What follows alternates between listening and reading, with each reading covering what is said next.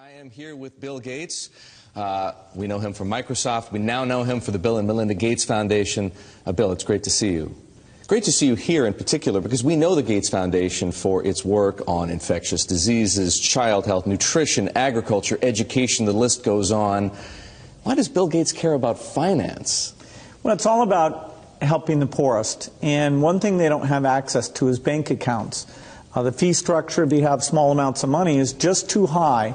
And we got involved in some traditional microlending, but just didn't see how that could scale up and get inexpensive enough. So now we're involved in trying to make sure we get a very efficient digital payment structure set up for all the poorest in the world to get financial products that work for them. What are you doing? The idea is that typically through the cell phone, you should be able to send money to your relatives. You should be able to track the money that's coming in, set aside money to buy seeds the next year.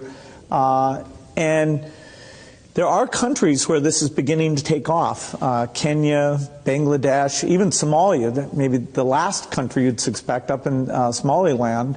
Almost half of the GDP is done digitally. I don't need to tell you that the poor have been unbanked for as long as there have been banks. Why is this time different? Well, it's really the digital revolution. The poorest have bought cows, stored gold, put currency under their mattress, but they are getting cell phones. And the cell phone capability of identifying who's using the cell phone, letting you look at your spending patterns, that's going to be common sense. People are going to have help and lots of innovative products competing on top of this digital currency platform. So if technology, mobile phones for example, digital money, helps to increase access to financial services at the same time as it lowers the cost of delivery, why is philanthropy needed? Philanthropy should just be here to bootstrap this. There are a lot of regulations in this area, and understanding how those regulations can make the cost of remittances, where you're sending money back to your family in your country of origin, how right now that has about a 5% overhead on it.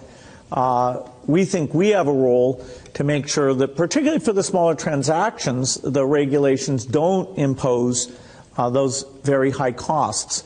Once this gets going, then we'll step up to the applications and say, okay, how does a savings application help the mother make sure money's focused on the kids? How does it help them stay in school, set money aside for the uniform or for good future planning? Some of what you just described, the need to move money from place to place, the cost of doing so, the overhead, as you put it, makes me think, believe it or not, of Bitcoin, because some people have said, hey, Bitcoin is the answer to those problems. Are you a believer?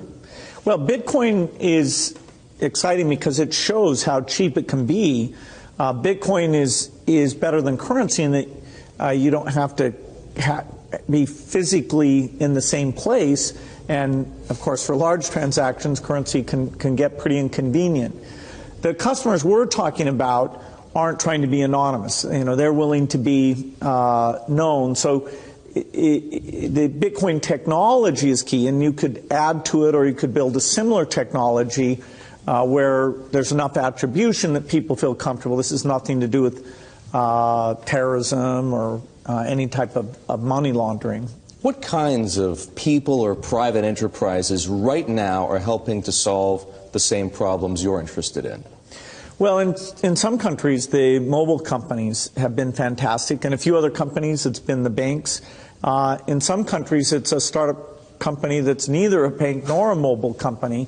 In Bangladesh, the bKash offering runs across any phone, and they've gotten the regulations so that they have a product that we think will get very, very pervasive. So entrepreneurs are there. The enablement this creates, if you want to put in, say, electricity in a city, collecting your bills is one of the reasons why the underspending of infrastructure in these areas is a real thing holding back the economy. You mentioned banks.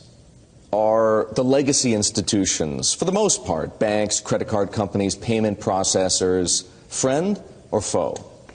Many of them want to have these additional customers, but they have to embrace the idea that the fees are going to be a lot lower. And so they have to find a way to service these new customers. Now, that means these customers aren't going to be coming into their branches, and they can charge a higher fee when you want to actually cash out.